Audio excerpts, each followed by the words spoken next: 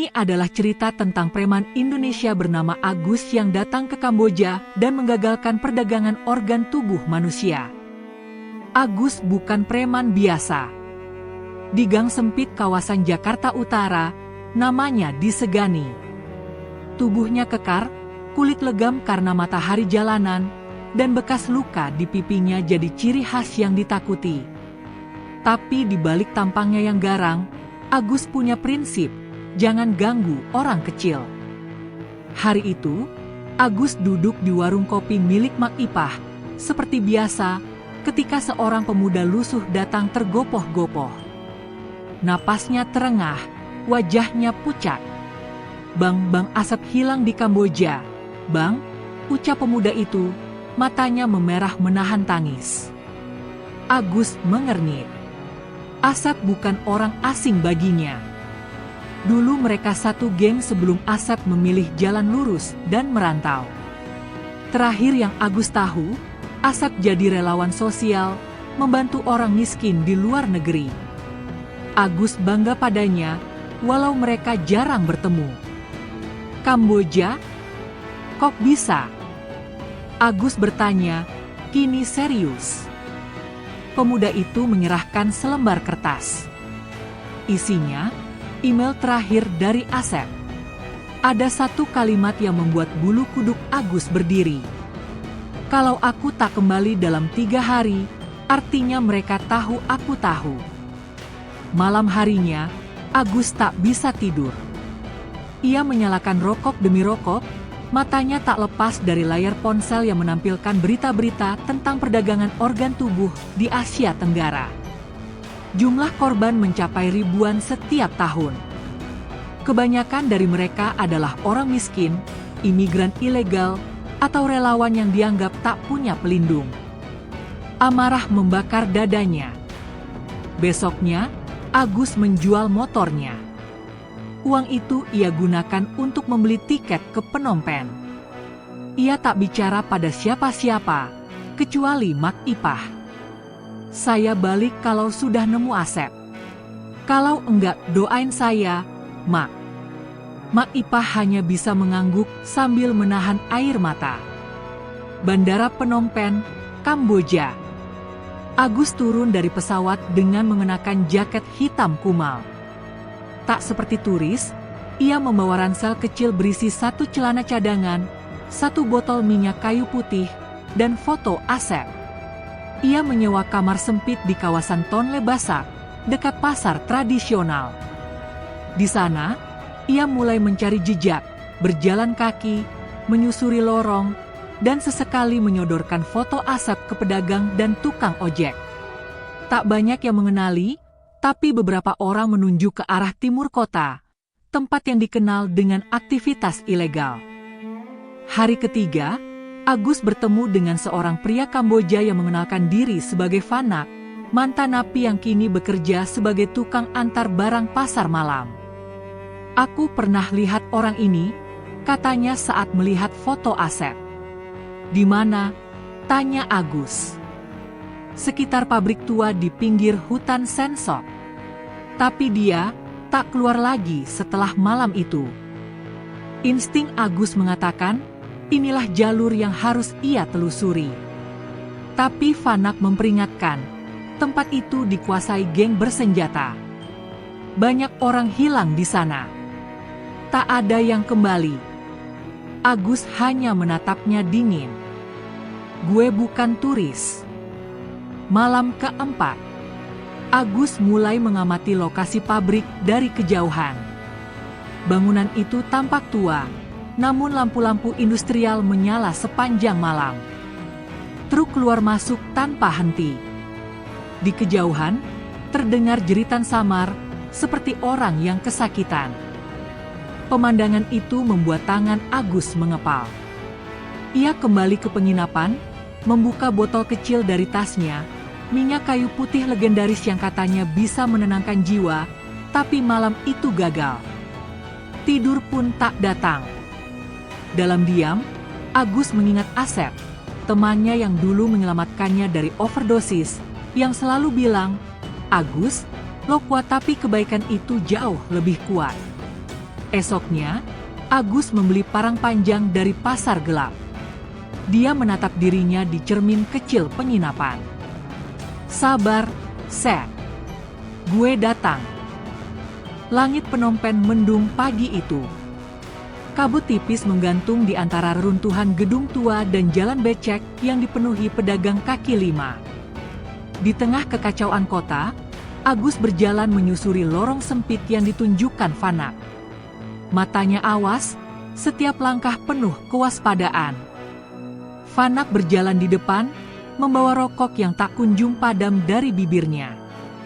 Wajahnya penuh keraguan, namun rasa hormat pada Agus membuatnya tetap melangkah. "Aku nggak tahu kamu siapa sebenarnya," ucap Phanak setengah berbisik. "Tapi orang-orang sini bilang, hanya orang gila yang mau menyentuh daerah ini." Agus hanya tersenyum tipis. "Kalau lo udah ngelewatin masa remaja di gang sempit Jakarta Utara, lo tahu mana yang gila dan mana yang pengecut." Mereka tiba di depan pagar besi berkarat. Di baliknya, berdiri bangunan tua berlantai 2, sebagian dindingnya ditumbuhi lumut dan tanaman liar. Ada tulisan Khmer yang sudah luntur, tapi jelas tempat itu pernah jadi pabrik tekstil. Namun sekarang, tak ada kain. Tak ada pekerja. Yang ada hanya truk-truk besar yang masuk malam hari dan keluar sebelum fajar. Pekerja yang memakai masker dan seragam tanpa lambang. Dan penjaga bersenjata laras panjang, berjaga di menara pengawas dari bambu dan baja. Agus memicingkan mata. Tempatnya kayak rumah jagal. Phanak mengangguk. Dan tidak sembarang jagal. Di sini, manusia yang dipotong. Mata-mata dalam lorong. Mereka tak bisa masuk secara langsung. Agus tahu, serangan frontal hanya akan membuatnya mati konyol. Maka mereka mulai menyusun rencana. Phanak mengenalkan Agus pada seorang bocah jalanan bernama Soha. Umurnya sekitar 12 tahun, wajahnya lusuh, tapi cerdik dan cepat. Ia biasa mencuri dari para penjaga pabrik. Soha bisa menyelinap kemanapun, kata Phanak. Tapi dia minta bayaran, mainan atau nasi hangat. Agus memberinya 2 bungkus nasi dan sebuah mobil-mobilan kecil yang ia beli dari pasar. "Coba masuk dan catat berapa penjaga, berapa pintu, dan ada apa di dalam," ujar Agus sambil menepuk kepala bocah itu. "Tapi jangan sampai ketahuan. Kalau ketahuan, kabur." Bocah itu mengangguk dan lenyap seperti bayangan ke dalam gang sempit. Agus dan Phanak menunggu di warung mie kumuh, duduk di pojok. Agus diam, hanya matanya yang menyapu setiap orang yang masuk. Tak jauh dari situ, seorang pria berkacamata hitam memperhatikannya diam-diam. Tapi begitu mata mereka bertemu, pria itu menghindar dan segera pergi. "Agus, kita diawasi," bisik Phanak. "Aku tahu." Laporan Soha. 1 jam kemudian, Soha kembali. Nafasnya terengah. "Ada kandang di bawah tanah," katanya dalam bahasa Inggris patah-patah. "Manusia dikurung. Banyak sekali." "Berapa banyak?"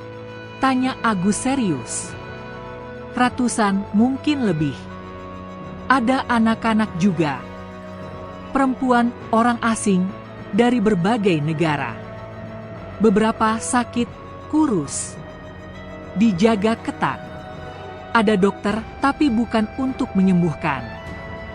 Agus mendengus. Rahangnya mengeras. Parang di tasnya seolah bergetar. Truk datang setiap malam.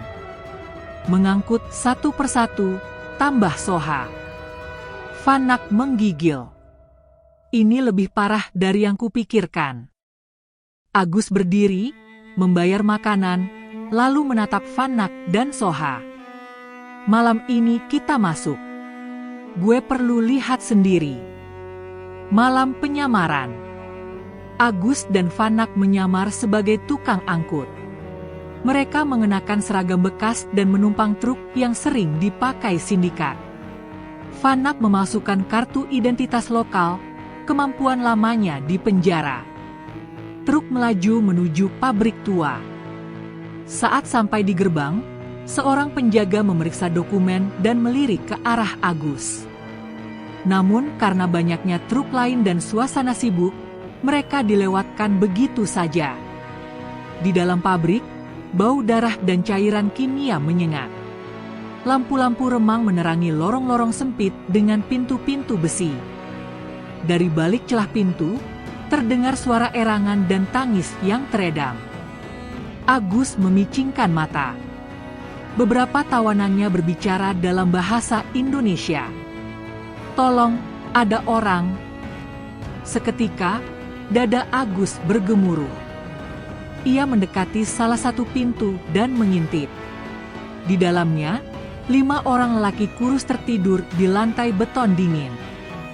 Salah satunya Asep. Mata Agus langsung berkaca-kaca. "Asep," gumamnya. Namun belum sempat melakukan apa-apa, sirene berbunyi. Salah satu penjaga berteriak, "Ada orang asing menyelinap." Vanak panik. "Agus, kita harus pergi." Agus menoleh ke arah Asep, lalu ke arah pintu keluar. Rahangnya mengeras. "Gue bakal balik lagi." Kabur lewat neraka. Agus dan Vanak berlari ke arah truk. Beberapa penjaga melepaskan tembakan peringatan, namun Agus sempat menjatuhkan satu dari mereka dengan batu besar. Mereka melompat ke truk yang hampir keluar dari gerbang, berbaur dengan kerumunan. Saat sudah aman, Agus duduk terdiam di belakang truk. Nafasnya berat, tapi matanya tajam. Kini ia tahu kebenarannya. Asep masih hidup. Dan pabrik itu bukan sekadar tempat jagal. Itu neraka yang bersembunyi di balik nama Operasi Medis Gelap. Agus tak tidur malam itu. Matanya kosong menatap langit-langit kamar sempit penginapan, sementara tangan kanannya mencengkeram gagang parang yang ia sembunyikan di bawah bantal. Di kepalanya, wajah Asep terus terbayang, kurus, lemah, tak berdaya, sangat jauh dari sosok ceria yang pernah menasihatinya untuk meninggalkan jalanan Jakarta. Vanak duduk di lantai, menggulung rokok daun tembakau lokal. "Kita beruntung masih hidup," gumamnya. "Gue enggak anggap itu keberuntungan," sahut Agus tanpa menoleh. "Gue anggap itu peringatan." Lalu, Agus berdiri. "Kita kumpulin orang. Gue enggak bisa masuk sendiri. Tapi kalau kita serbu bareng, mungkin bisa buka jalan buat para tahanan itu keluar." Jejak operasi. Pagi harinya, Agus dan Vanak mulai mendekati orang-orang jalanan, mantan napi, dan sopir truk yang biasa mondar-mandir di sekitar kawasan industri gelap Phnom Penh. Mereka berbicara dengan satu nama penting, Pich Dara, seorang wanita paruh baya mantan aktivis HAM yang kini mengelola dapur umum untuk imigran. Dara menatap Agus penuh curiga saat pertama kali bertemu. Banyak orang datang dengan niat heroik, tapi mati sia-sia, katanya dingin. "Aku enggak datang buat jadi pahlawan," jawab Agus. "Aku datang buat ngeluarin teman gue." "Dan yang lain?" "Yang ratusan itu?" Agus terdiam sejenak, lalu mengangguk. "Kalau bisa semua, kita angkut semua." Dara akhirnya luluh. Ia membawa mereka ke markas bawah tanah, ruangan gelap yang dulunya gudang penyimpanan makanan. Di sana, ada belasan orang dari berbagai negara, Vietnam, Laos, Filipina, bahkan seorang pemuda Aceh yang nyaris dijual ke pasar organ di Thailand. "Saya Rizky," sapa pemuda itu. "Saya diselamatkan Dara 2 bulan lalu." Mereka memotong ginjal teman saya di depan mata saya sendiri. Agus mengepalkan tangan. Mereka harus dibakar hidup-hidup. Persiapan serangan. Malam itu, Agus mulai menyusun rencana. Ia membagi tugas. Rizky dan 2 orang lain bertugas mengalihkan perhatian di pos penjagaan luar. Fanak menyabot listrik dengan memutus kabel utama di belakang pabrik.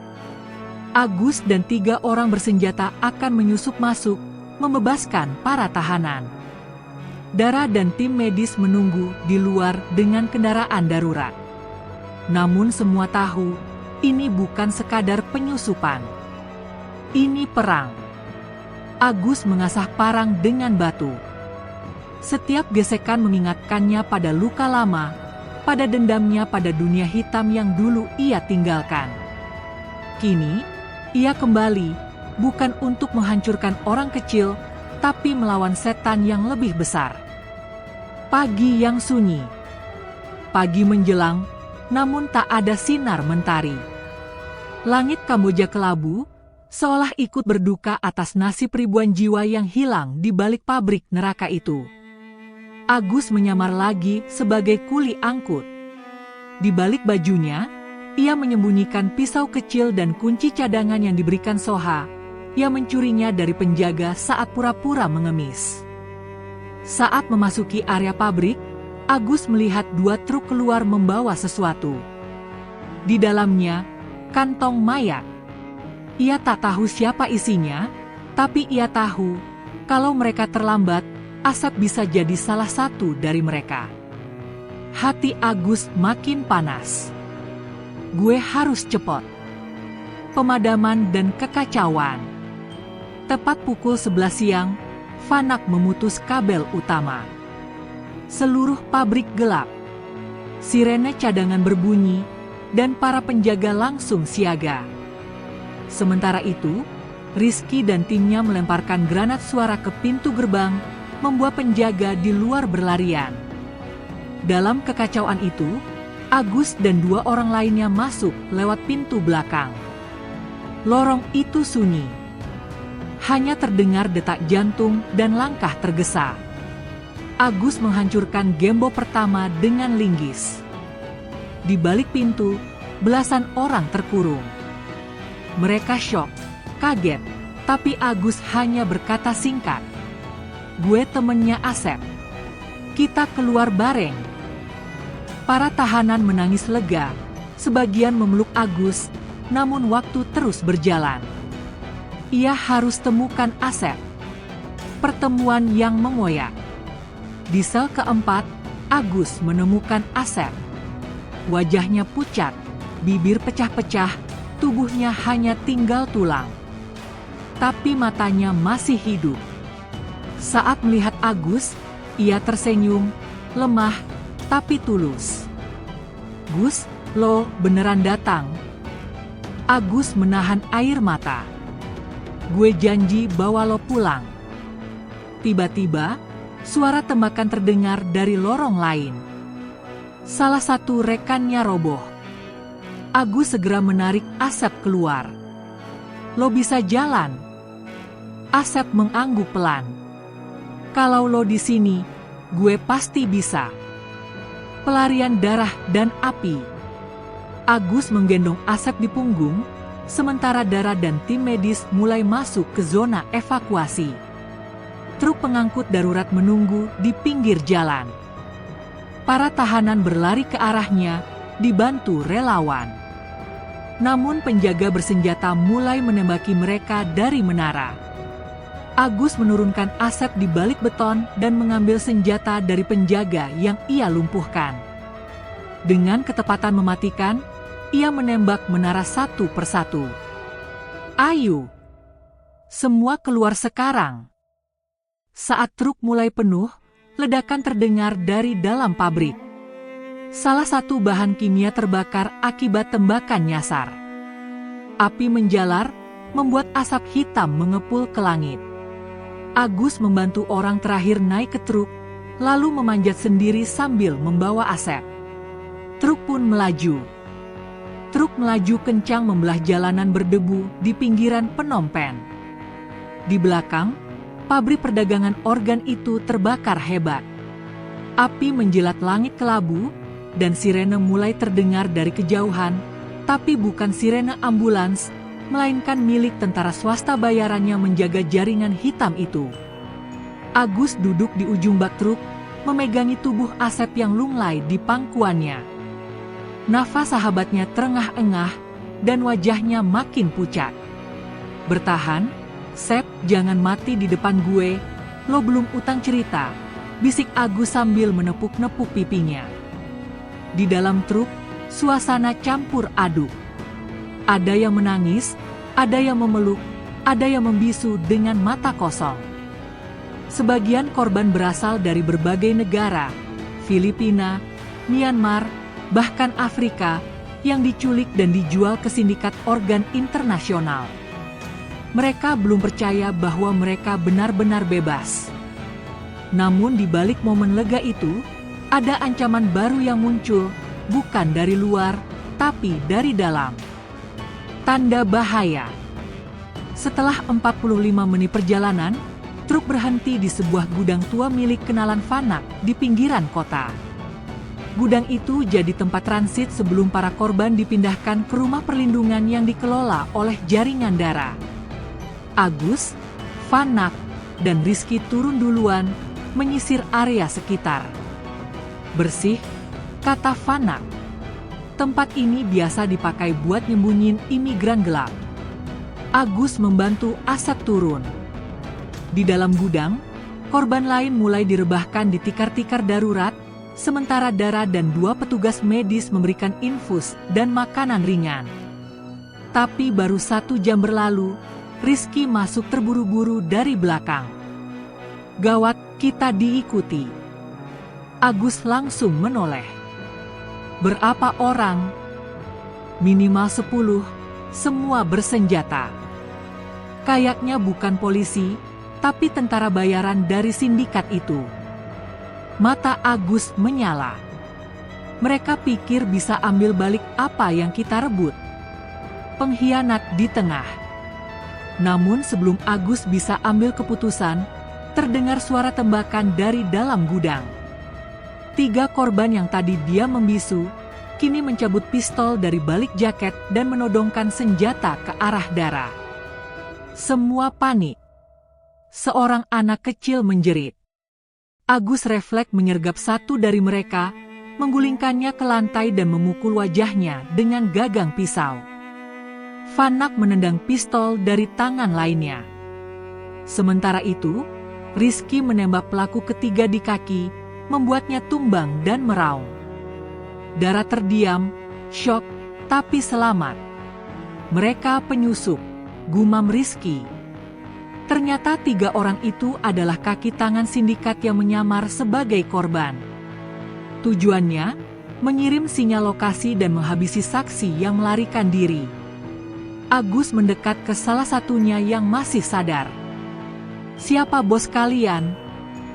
Pria itu mendengus, darah mengalir dari hidungnya. "Kalian pikir ini selesai? Kalian baru nyenggol ujung gunung es." Agus menendangnya hingga pingsan. Serangan balasan. Belum sempat semua korban dievakuasi ke tempat aman, terdengar suara kendaraan berat mendekat. Mobil lapis baja kecil dengan logo palsu lembaga kemanusiaan berhenti di depan gudang. 5 orang bertopeng turun dan langsung menembak ke arah gudang. Agus menggulingkan tubuh Asep ke balik peti kayu, lalu mengambil senjata yang disita dari penyusup. Fanak melemparkan bom asap buatan sendiri dari botol dan bensin, sementara Rizky naik ke atap untuk membidik dari atas. Perang kecil pun pecah. Dara membawa anak-anak dan wanita keluar lewat pintu belakang yang tersembunyi, sambil ditemani 1 sopir cadangan. Agus menembak 1 penyerang di lutut, lalu lari dan menyergap lainnya dari samping. Tubuhnya bergerak lincah, seperti saat dulu dia masih jadi preman kawakan di Jakarta. Tapi kali ini, bukan untuk uang atau kekuasaan, melainkan nyawa orang tak berdosa. Salah satu penyerang sempat mendekat dan menodongkan pistol ke Asep yang tak bisa bergerak. Agus mendengar jeritan lemah itu dan langsung menembak tepat di kepala penyerang, 1 detik sebelum pelatuk ditarik. Peluru menghantam dinding di belakang Asep. Nafas Agus berat. Tubuhnya mulai lelah. Tapi belum saatnya berhenti. Pertolongan terakhir. Setelah 15 menit baku tembak, penyerang mundur. 3 dari mereka tewas, 2 lainnya kabur ke arah sungai. Gudang porak-poranda. Bau darah dan mesiu memenuhi udara. Darah masuk kembali dan menghampiri Agus. Kita harus pergi sekarang. Tempat ini sudah terbaca. Agus mengangguk. Asep butuh rumah sakit. Cepat. 2 mobil disiapkan. Korban dipisahkan ke dalam 2 rute berbeda. Agus tetap bersama Asep, Fanak dan Rizky ikut dengan rombongan lainnya. Dara naik ke mobil depan dan memimpin perjalanan menuju klinik bawah tanah yang aman dari mata aparat korup. Di perjalanan, Asep berbisik pelan. "Lo nyelamatin gue dan banyak orang." Agus menatapnya, matanya basah. "Lo dulu pernah bilang, Agus, jangan cuma jadi preman, coba jadi manusia. Sekarang giliran gue yang bilang, lo juga harus hidup, Sep. Kita belum selesai." Hujan deras mengguyur kota Phnom Penh saat malam menyelimuti. Mobil yang membawa Agus dan Asep melaju cepat melewati lorong sempit menuju klinik bawah tanah yang disembunyikan di balik toko suku cadang tua. Wajah Agus tegang, tangan kanannya terus menggenggam erat tangan Asep yang kini dalam kondisi setengah sadar. Dara duduk di depan, memberi perintah pada supir dalam bahasa mercepat. Begitu mobil berhenti, 2 tenaga medis berpakaian lusuh langsung menyambut dan membawa Asep dengan tandu masuk ke ruang operasi darurat. Lampu neon berkelap-kelip di langit-langit bangunan reot itu. Di luar, suara hujan dan klakson bersahutan seperti nyanyian kematian. Agus menunggu di lorong, bajunya berlumuran darah, bukan hanya milik Asep, tapi juga para musuh yang ia tumbangkan beberapa jam sebelumnya. Nafasnya berat, bukan karena lelah, tapi karena amarah yang membuncah. Peta jaringan. Setelah 1 jam menunggu, Dara Data menghampiri sambil membawa secarik peta kusam yang dibentangkan di atas kotak obat. Ini bukan soal 1 gudang atau 1 kelompok. Mereka punya 6 titik transit di seluruh Kamboja. Dan semuanya dikendalikan oleh 1 orang, ucap Dara. Agus mengangkat kepala. "Siapa?" Dia disebut Sang Kepala Ular. Nama aslinya enggak jelas, tapi semua sindikat di Asia Tenggara tunduk padanya. Orang ini bukan cuma punya uang dan tentara, tapi juga perlindungan dari pejabat tinggi dan militer bayangan. Dara menunjuk 1 titik di peta, sebuah kompleks megah di tengah hutan dekat perbatasan Thailand. Itu markas pusatnya. Semua rute organ, manusia, dan senjata terhubung ke sana. Agus mengepalkan tangan. "Berarti itu tujuan kita." "Gila kamu," ujar Dara. "Kita butuh pasukan, bukan cuma 3 orang dan 1 orang sekarat." Agus berdiri, menatapnya lurus. "Gue enggak butuh pasukan. Gue cuma butuh 1 kesempatan buat masuk ke kepala ular dan penggal dia. Teman lama, utang lama." Malam itu, Agus meninggalkan klinik sementara, menyusuri gang-gang gelap hingga sampai ke sebuah bar kecil di sudut kota. Di sana, dia mencari 1 nama, So Eun, mantan preman jalanan yang dulu pernah ia selamatkan di Batam, dan sekarang jadi pemain di pasar gelap Phnom Penh. So Eun menyambutnya dengan tatapan waspada. "Gue pikir lo udah mati, Gus." Agus menyeringai. Gue enggak gampang mati, bro. Setelah beberapa gelas arak lokal dan pembicaraan kasar, Agus langsung bicara to the point. Gue butuh jalan masuk ke markas kepala ular. Dan gue tahu lo punya akses itu. Soeun tertawa pahit. Gila. Lo tahu berapa orang udah mati coba masuk sana? Agus meletakkan pisau kecil di atas meja. Gue enggak peduli. Gue enggak datang buat negosiasi. Ini bukan soal uang. Ini soal darah yang tumpah karena setan kayak dia. Soeun diam lama, lalu mengangguk. Ada satu cara, pura-pura jadi penjual organ. Tapi lo harus bawa barang. Agus mengerutkan alis. Barang. Manusia. Tawanan. Kalau lo bisa bawa satu, lo bisa masuk dan lihat wajahnya langsung. Agus meninju meja. Gue enggak akan jual manusia. Soeun tenang. Tenang. Kita bisa rekayasa. Lo pura-pura bawa korban yang sebenarnya udah kerja sama dengan kita. Cuma buat nyusup. Agus memikirkan sesuatu. Wajah Fanak muncul di kepalanya. Misi penyusupan. Keesokan harinya, Agus kembali ke klinik. Asep masih koma, tapi stabil. Fanak duduk di dekat jendela sambil membersihkan pistol. Agus menghampirinya. Lo masih mau bantu, Van? Fanak mengangguk. Sampai akhir. Gue butuh lo jadi korban. Kita nyusuk ke pusat sarang mereka. Kalau berhasil, kita bisa hancurin semuanya dari dalam. Fanak tersenyum tipis. Berarti sekarang lo jadi penyelamat? Dulu waktu gue kecil, nama lo dikenal di kampung Melayu sebagai penagih utang paling sadis. Agus tertawa pelan. Dulu gue cuma tahu cara mukul orang. Sekarang gue tahu siapa yang pantas dipukul. Menuju sarang. Sore harinya, dengan bantuan Soeun dan jaringan bawah tanah milik Dara, Agus dan Fanak berangkat menggunakan mobil pengangkut daging ilegal. Di dalamnya, Fanak disamarkan seperti tawanan, lengkap dengan borgol dan suntikan penenang palsu. Agus berpakaian seperti agen sindikat gelap, lengkap dengan dokumen palsu dan bahasa Khmer seadanya. Mereka melintasi ladang, hutan, dan pos bayangan.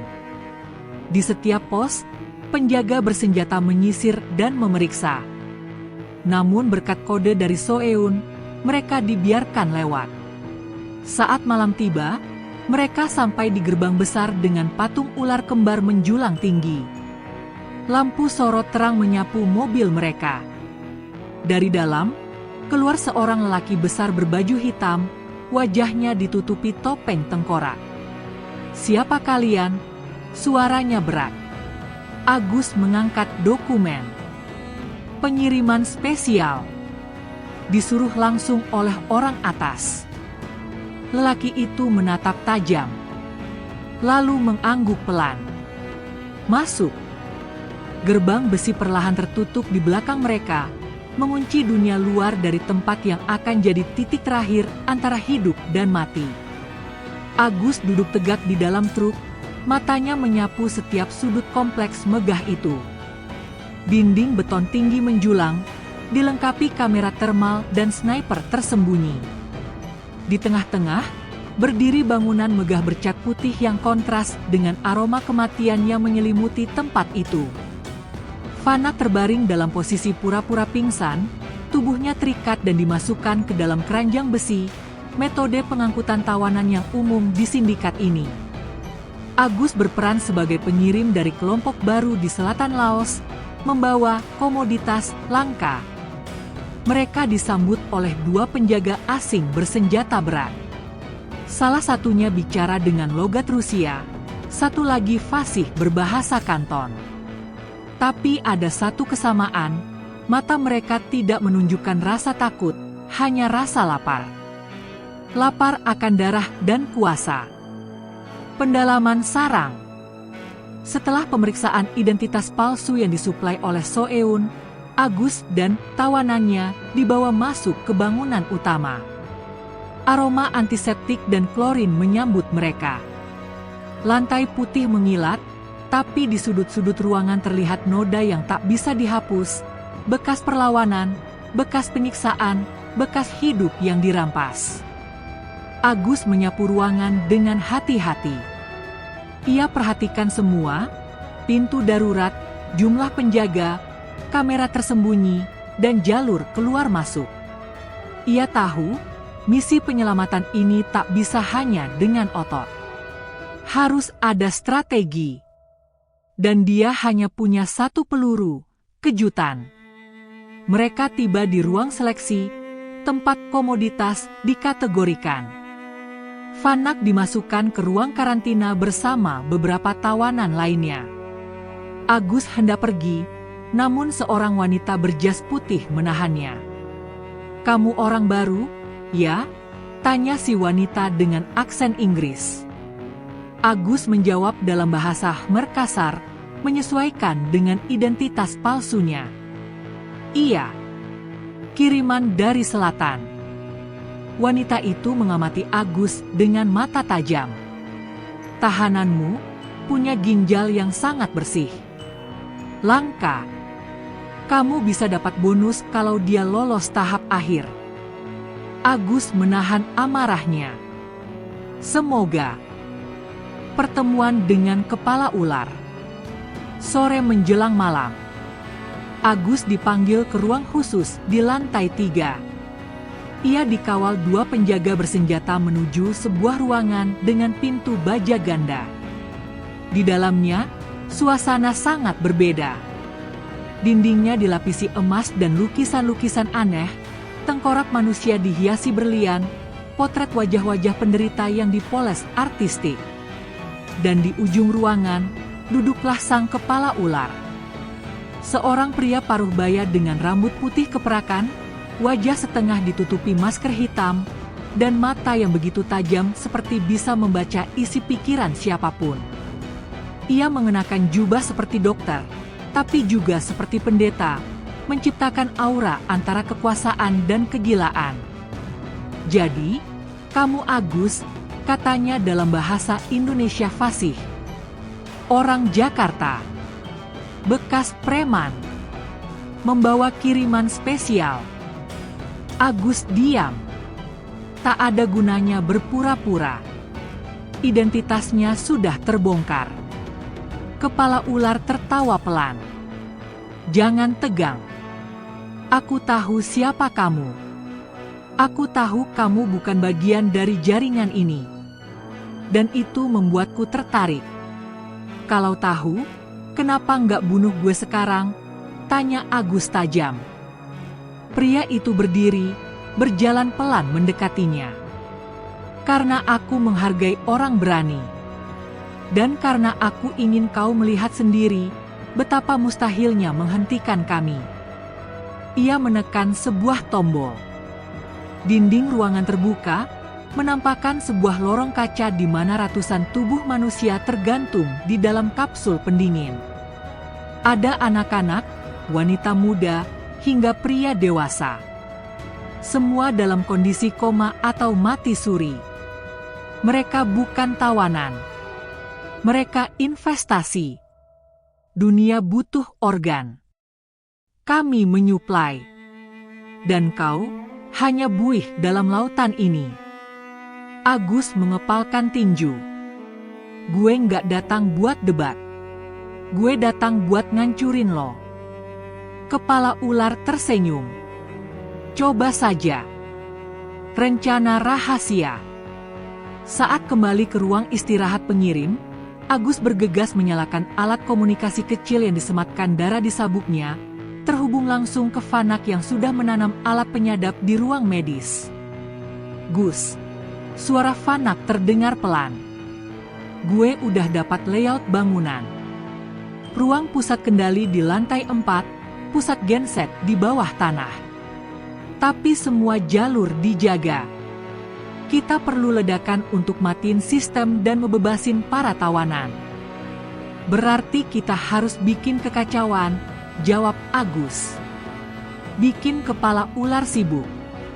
Ada kabar buruk, sambung Vanak. Gue dengar besok pagi ada pemindahan besar. Ratusan tawanan mau dikirim ke Vietnam. Kalau kita enggak bertindak malam ini, semuanya terlambat. Agus menatap langit. Waktu mereka nyaris habis. Kembali ke akar preman. Malam menjelang dini hari. Agus diam-diam mengunjungi dapur bawah tanah, mengintai peralatan yang bisa dimanfaatkan. Ia temukan bahan kimia pembersih, pemicu api, dan seutas kabel panjang. Naluri lamanya kembali. Dulu, dia preman kelas berat yang tahu cara merakit bom molotov dari botol kecap. Sekarang, dia harus pakai semua itu untuk menyelamatkan ribuan nyawa. Agus menyelinap ke ruang genset. Melewati dua penjaga, ia menebas leher mereka dalam hitungan detik menggunakan pisau kecil. Darah menyembur, tapi dia tetap tenang. Ia pasang bom rakitan kecil di 2 titik. Lalu kembali ke atas, menyampaikan kabar ke Vanak dan mematangkan rencana terakhir. Api menjilat langit malam Kamboja. Ledakan dari ruang genset mengguncang seluruh kompleks. Lampu-lampu padam seketika, sirine meraung liar.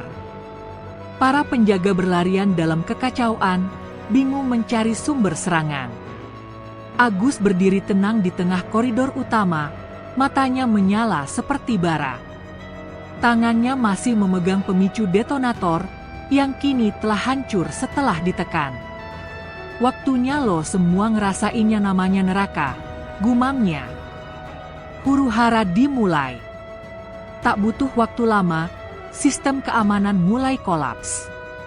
Pintu-pintu otomatis yang biasanya terkunci kini terbuka karena aliran listrik mati. Vanak, yang telah menyamar sebagai tahanan, dengan cepat bergerak menyusuri lorong karantina, membuka sel-sel berisi ratusan korban penculikan.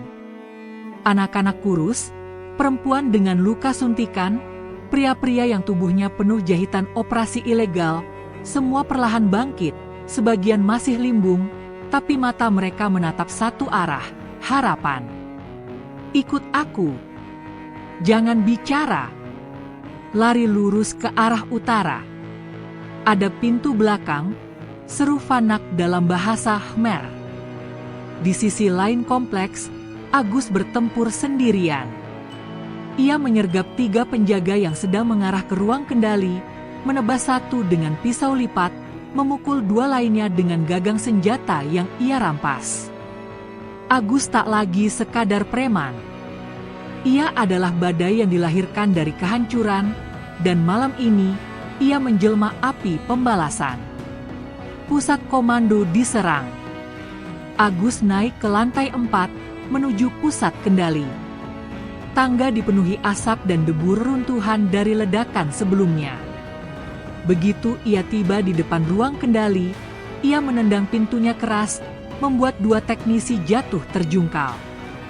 Agus menodongkan senjata ke salah satu dari mereka. Matikan sistem cadangan, sekarang juga. Saya tidak bisa. Harus pakai sidik jari kepala, jawab si teknisi ketakutan. Agus tak menunggu. Ia menembak komputer utama, meledakkan layar-layar monitor pengawas. Kalau gitu biarin gue cari jari kepala ular sendiri. Ia menyalakan alat komunikasi rahasia yang disematkan Dara di sabuk. Dara, darurat. Perlu bantuan di pusat kendali. Kirim tim cadangan. Kopi. Tim 3 masuk dari sisi barat. 2 menit. Agus tahu, 2 menit di tengah zona perang adalah waktu yang terlalu panjang. Ia bertahan dengan menembaki para penjaga yang mulai berdatangan. Peluru bersarang di dinding, kaca berterbangan. Tapi Agus tak bergeming. Pertemuan kembali dengan sang ular. Dari belakang, terdengar suara tepuk tangan pelan. Agus menoleh. Kepala ular. Ia masih tenang, mengenakan jubah putihnya yang kini terkena cipratan darah. Dua bodyguard raksasa berdiri di sampingnya, satu membawa senapan laras panjang, satu lagi mengangkat parang besar seperti algojo kuno. Hebat sekali. Aku harus akui, kamu lawan yang pantas, ujar kepala ular dalam bahasa Indonesia. Agus maju perlahan. Gue nggak datang buat dipuji. Gue datang buat nyelesain ini. Mereka saling tatap, seperti dua binatang buas yang tahu, yang hidup hanya satu. Kepala ular memberi isyarat. Kedua pengawalnya menyerang. Agus berkelit dari serangan parang pertama, lalu menendang lawannya ke dinding. Ia tembak lutut pengawal kedua, membuatnya tumbang. Tapi Agus tak sempat bernapas, kepala ular menghunus pisau bedah panjang dan menusuk ke arah jantungnya. Agus menangkis dengan lengan kiri, darah langsung mengucur. Tapi ia tetap melawan. Ia mencengkeram kepala pria itu dan membantingnya ke meja kaca. Pisau Agus tertancap di dada lawannya, tapi kepala ular masih hidup, tertawa pelan sambil mengangkat granat asap dari sakunya. Kalau aku harus mati, aku akan bawa kalian semua. Asap putih langsung memenuhi ruangan.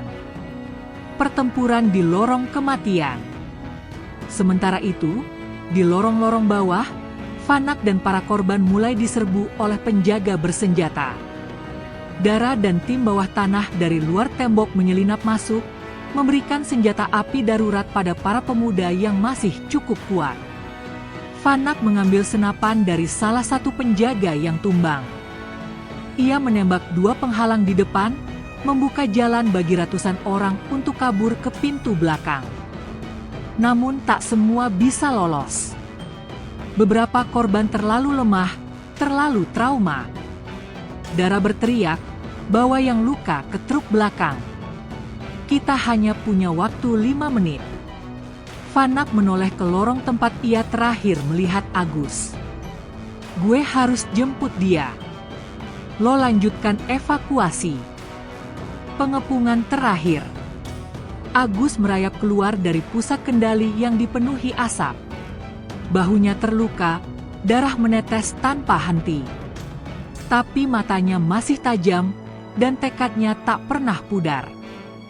Di belakangnya, tubuh kepala ular lenyap bersama ledakan mini dari granat asap yang meledakkan sebagian dinding. Fanak muncul dari tangga darurat, menembak dua penjaga yang menghalangi jalan Agus. Ia menarik sahabat lamanya itu ke arah tangga. Gue kira lo udah mati, teriak Fanak. Belum. Belum waktunya gue istirahat, balas Agus, tersenyum pahit. Mereka menuruni tangga darurat, diikuti suara ledakan lain. Dara dan timnya sudah berhasil membuka gerbang utama. Truk-truk pengangkut sudah berderet di luar, para korban mulai naik satu persatu. Darah, peluru, dan harapan. Agus dan Fanak menjadi orang terakhir yang keluar dari kompleks. Begitu mereka keluar, Dara memberi isyarat ke tim peledak. Dalam hitungan detik, bom waktu di titik-titik strategis meledak serempak. Seluruh kompleks itu, tempat kengerian terjadi selama bertahun-tahun, runtuh ke tanah. Api membakar ruang bedah ilegal. Dinding-dinding hancur. Tidak ada lagi rahasia. Tidak ada lagi sarang. Langit malam Kamboja kini memerah. Tapi untuk pertama kalinya, merah itu bukan warna penderitaan.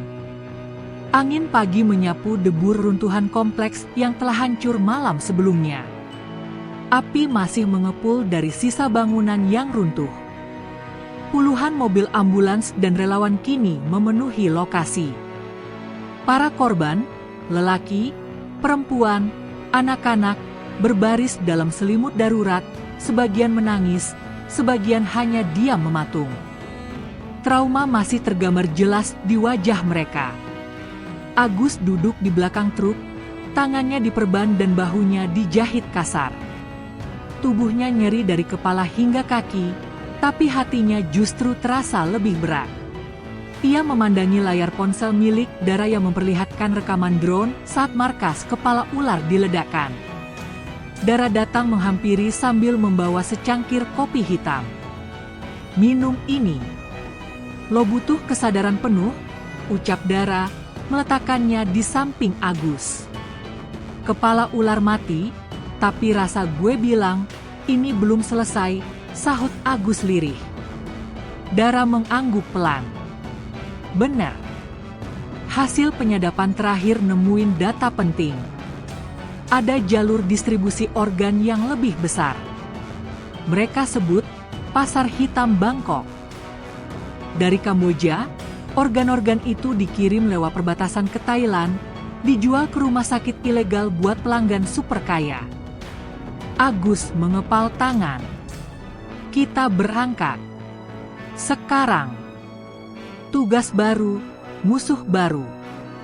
2 hari kemudian, Agus, Dara, dan Fanak sudah berada di Bangkok.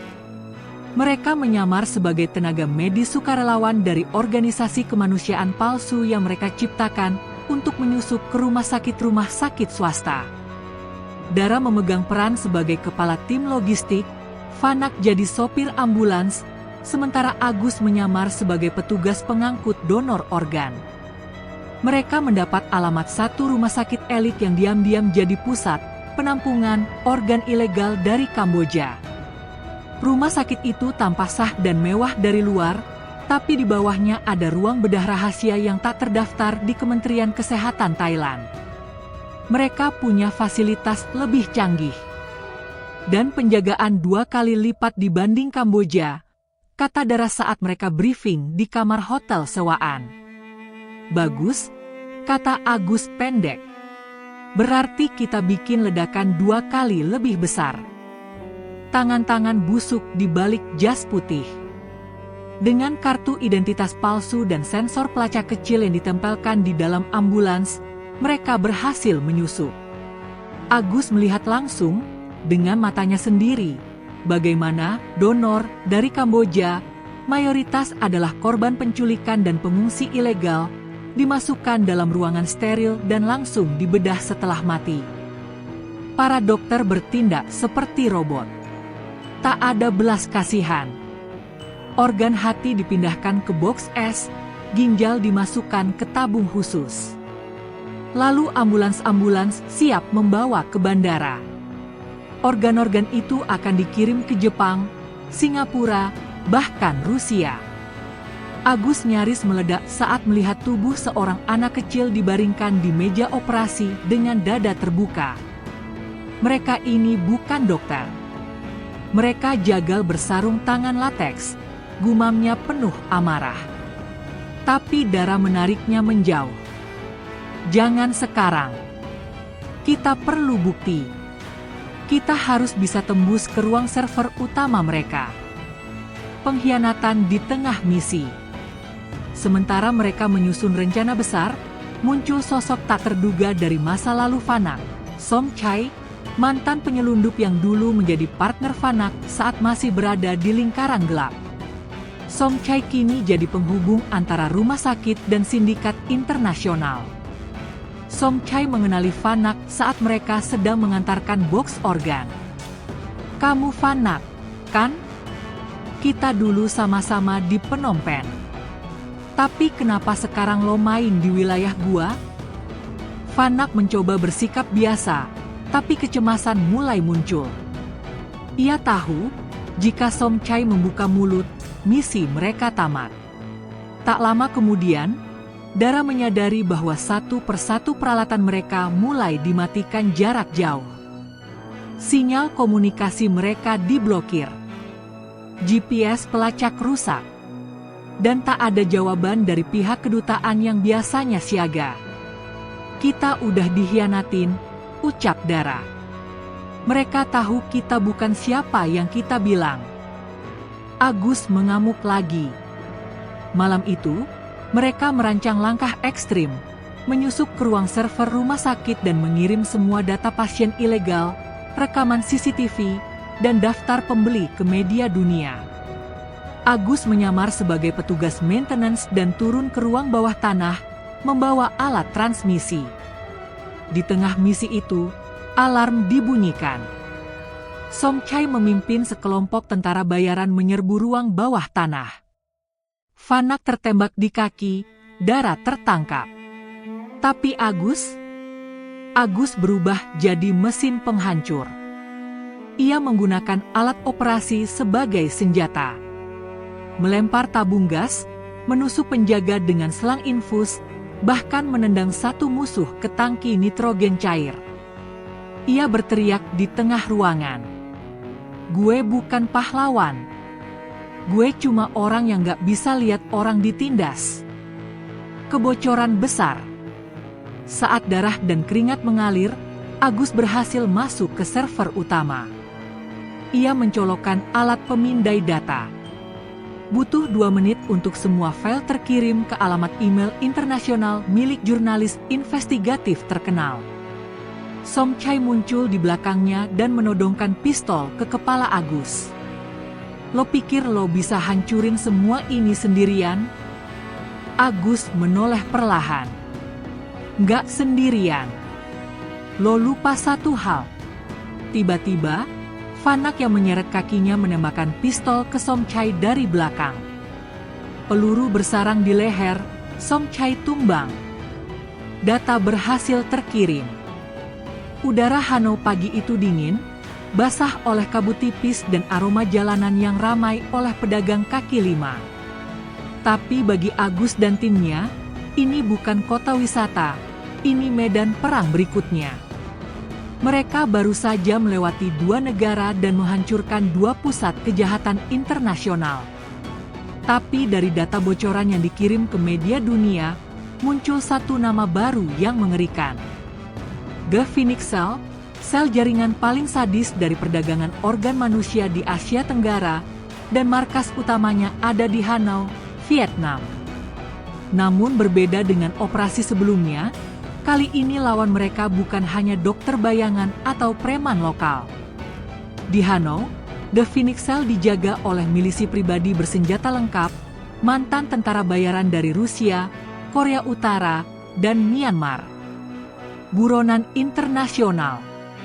Sejak kebocoran di Bangkok, wajah Agus dan Dara telah masuk dalam daftar pencarian Interpol. Paspor mereka telah diblokir, akses ban dibekukan. Mereka hidup seperti hantu, hanya bergerak di malam hari, tidur di lorong-lorong gelap, dan makan seadanya. Kita udah bukan cuma pemburu. Kita juga jadi buruan, gumam Dara sambil memeriksa peta jalur bawah tanah kota Hanau. "Biarin. Yang penting, misi selesai. Abis itu, gue nggak peduli kalau harus hidup di gua," jawab Agus dengan nada dingin. Fanak masih tertatih karena lukanya, tapi semangatnya tak padam. Ia terus menerjemahkan bahasa Vietnam yang mereka dengar dan membantu menyamar. Di Hanau, mereka menyewa kamar sempit di atas warung po milik seorang nenek yang dulu pernah ditolong Fanak saat perang perbatasan. Musuh terbesar, General Kwon. The Phoenix Cell dipimpin oleh General Kwon, ex-tentara Vietnam yang kini jadi raja jaringan hitam. Dikenal kejam, cerdas, dan tak punya empati. Kwon menjalankan jaringan dengan sistem militer. Setiap donor diperiksa layaknya barang logistik. Setiap operasi dilakukan di bunker bawah tanah seluas lapangan bola, dijaga drone dan anjing militer. Agus mempelajari kebiasaan Kwon selama seminggu. Mereka menemukan bahwa markas utama Kwon tersembunyi di bawah sebuah kompleks hotel bintang 5. Hotel itu dijaga ketat, pengunjung harus punya kartu akses, dan seluruh CCTV terhubung ke pusat komando yang hanya bisa ditembus dari dalam. Kita nggak bisa masuk lewat depan. Kita masuk lewat bawah, kata Dara. Kita temukan saluran limbah atau jalur teknisi hotel. Jadi kita harus merangkak di selokan, nembus kotoran, buat ngelametin nyawa orang, tanya Vanak. Udah biasa buat orang kayak gue, sahut Agus sambil menyeringai. Misi bawah tanah. 3 hari kemudian, malam gelap di Hano menjadi saksi. Mereka menyusup lewat terowongan air hujan di bawah kota. Bau amis dan udara sempit tak menggoyahkan niat mereka. Di tangan Agus, hanya 1 pistol dan 1 golok Vietnam warisan ayah Vanak. Dara membawa tas penuh alat peledak rakitan. Vanak membawa laptop kecil dengan perangkat penyadap satelit lokal. Setelah 3 jam merangkak dalam genangan air setinggi pinggang, mereka tiba di bawah dapur hotel. Di atas mereka, tamu-tamu asing tertawa dan minum anggur, tak tahu bahwa di bawah mereka ada ruang operasi gelap tempat nyawa manusia diperjualbelikan. Mereka menunggu waktu yang tepat. Pukul 2.30 pagi, para penjaga berganti shift. Agus menyelinap ke lift service, menjatuhkan 2 penjaga dengan cepat, dan membuka akses ke ruang bawah tanah. Apa yang mereka lihat di bawah sungguh neraka. Neraka di bawah tanah. Ruangan besar dengan dinding stainless steel. Puluhan tubuh terbaring di kasur logam. Sebagian sudah tak punya organ vital. Ada yang masih hidup, diberi obat penenang agar tak melawan. Tim medis berseragam lengkap bekerja cepat, steril, tanpa emosi. Layar komputer menampilkan daftar organ, harga, dan negara tujuan. Ginjal, Australia. Hati, Arab Saudi. Mata, Kanada. Paru-paru, Jepang. Dara mulai memotret dan mengunggah data secara diam-diam. Tapi tiba-tiba, alarm berbunyi. Salah satu penjaga menemukan kabel kamera yang diputus. Mereka tahu kita di sini, ujar Vanak panik. Nggak masalah. Waktunya show, gumam Agus. Pertempuran terakhir. Pintu baja terbuka. Puluhan pasukan bersenjata masuk. Agus menyambar 1 meja besi dan melemparkannya ke arah mereka, lalu berlari sambil menyabet musuh dengan golok. Dara meledakkan dinding sisi kanan ruangan sebagai pengalih. Vanak menyalakan perangkat penyabot jaringan, membuat sinyal seluruh markas lumpuh. Suara tembakan, granat kejut, dan jeritan memenuhi ruangan. Tapi di tengah kekacauan, muncul General Kwon. Agus, katanya dalam bahasa Inggris berat. Kamu manusia bodoh yang melawan sistem dunia. Agus menatapnya tajam. Lo salah. Gue bukan manusia. Gue preman. Dan preman punya aturan. Kalau lo injak orang kecil, gue hajar lo balik. Pertarungan brutal antara Agus dan Kwon pun terjadi. Kwon menggunakan teknik bela diri militer.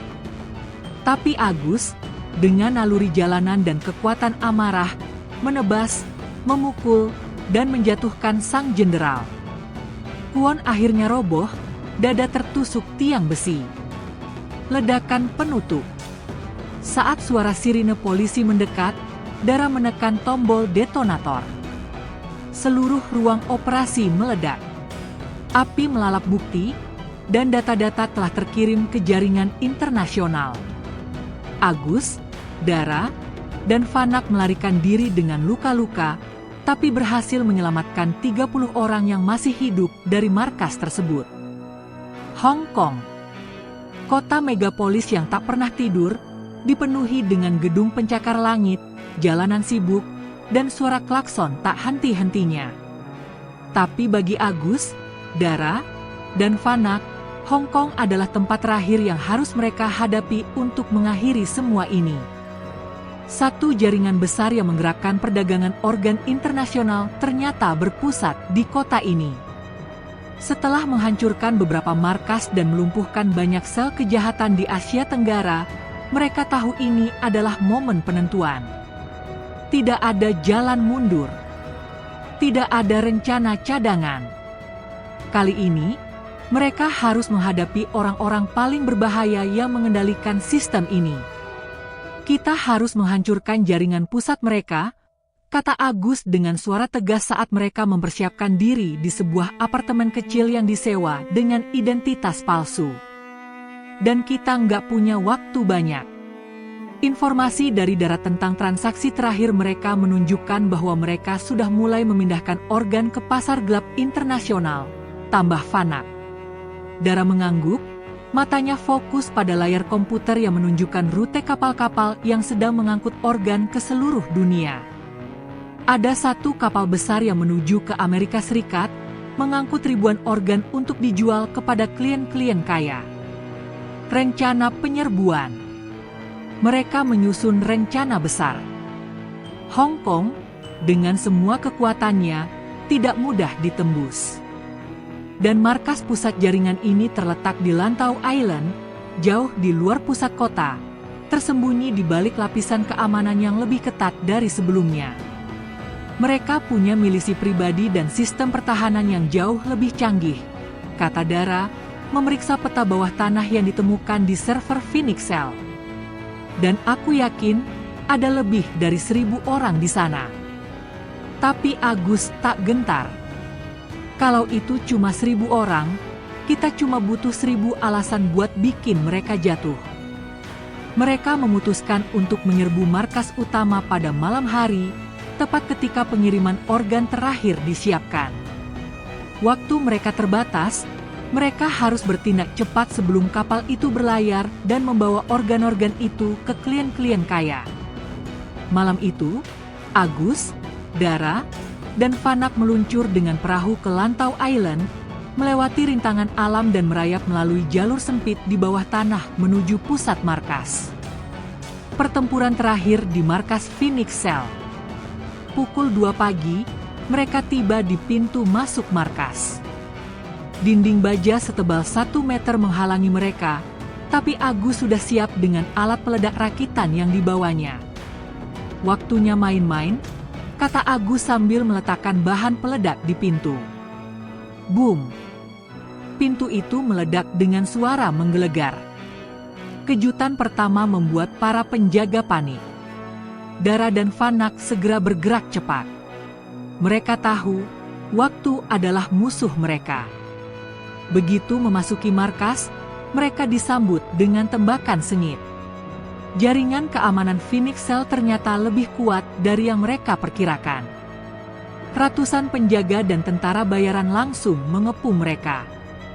Tapi Agus, dengan ketangguhan yang telah terbukti di sepanjang perjalanan, membawa mereka keluar dari situasi tersebut. Agus bergerak cepat, menembak tepat sasaran dan mengalihkan perhatian para penjaga sementara Dara meledakkan beberapa bagian dari markas yang menyimpan arsip penting. Vanak, meskipun terluka akibat tembakan, tak berhenti untuk mendukung pergerakan mereka. Mereka nggak akan pernah siap dengan kami, teriak Agus saat memukul jatuh 2 penjaga yang mencoba menghalangi. Akhirnya, mereka berhasil menyusup ke pusat komando Phoenix Cell, tempat para pemimpin jaringan berkumpul. Di sana, mereka bertemu dengan orang yang mereka cari, Mr. Wu, otak di balik perdagangan organ internasional. Kalian pikir kalian bisa menghentikan kami? Wu tertawa terbahak-bahak, matanya dipenuhi keangkuhan. Lo yang nggak ngerti. Orang kayak lo nggak bisa menang, jawab Agus sambil menyeringai, mengarahkan senjata ke Wu. Konfrontasi dengan Mr. Wu. Wu tidak takut. Dengan ketenangannya, dia memerintahkan para pengikutnya untuk menyerang. Tapi Agus, dengan naluri perangnya, langsung menindaklanjuti. Dalam pertempuran brutal itu, Dara meretas sistem komputer dan memulai proses menghapus semua data yang terkait dengan transaksi ilegal. Agus bertarung dengan Wu secara langsung, saling serang dengan cepat. Wu adalah seorang petarung yang tangguh, mengandalkan teknik bela diri yang mematikan. Namun, Agus yang terbiasa bertarung di jalanan, tahu bagaimana menggunakan kekuatan fisik dan taktik kotor untuk melawan. Akhirnya, setelah pertempuran sengit, Agus berhasil meraih kemenangan. Dia mengalahkan Wu dengan satu pukulan telak yang membuatnya terjatuh ke lantai. Dengan nafas terengah-engah, Agus berdiri di atas tubuh Wu yang tak bergerak. "Gue bilang kan, orang kayak lo nggak bisa menang." Dengan kemenangan ini, Dara berhasil mengendalikan sistem pusat, dan Fanak mengaktifkan tombol penghancur data yang membuat seluruh jaringan Phoenix Cell hancur dalam sekejap. Semua informasi tentang pasar gelap, pelanggan, dan transaksi ilegal terhapus selamanya. Akhir misi dan kemenangan. Setelah ledakan besar yang mengguncang seluruh markas, mereka melarikan diri dengan cepat. Sebuah kapal besar yang sedang bersiap berangkat dari pelabuhan dihentikan oleh otoritas internasional yang kini sudah mengetahui kebenaran. Di luar, matahari mulai terbit, menandakan akhir dari perjalanan panjang mereka. Hong Kong yang megah di pagi hari kini terlihat seperti kota yang baru bangun dari mimpi buruk. Agus, Dara, dan Fanak berdiri di tepi pantai, menatap ke depan dengan rasa puas yang tidak bisa diungkapkan dengan kata-kata. "Tugas kita selesai," kata Dara dengan tenang. "Ini bukan cuma soal uang atau kekuasaan. Ini tentang nyawa orang-orang yang gak bersalah," tambah Agus. Dengan kemenangan ini, mereka tahu mereka telah mengubah banyak hidup, membebaskan ribuan orang yang selama ini terperangkap dalam perdagangan manusia. Mereka bukan lagi preman biasa. Mereka adalah pahlawan yang menghancurkan jaringan kejahatan terbesar di Asia Tenggara. "Selesai," kata Agus, mengangkat kepala menatap langit biru. "Sampai jumpa lagi di dunia yang lebih baik." Cerita ini berakhir di sini, tapi bagi Agus, Dara, dan Fanak, perjalanan mereka tidak pernah benar-benar selesai. Mereka masih memiliki dunia yang penuh tantangan, tetapi yang pasti, mereka tahu bagaimana melawan kejahatan. Karena bagi mereka, tidak ada yang lebih kuat dari tekad untuk melindungi yang lemah dan menghapus ketidakadilan. Tamat.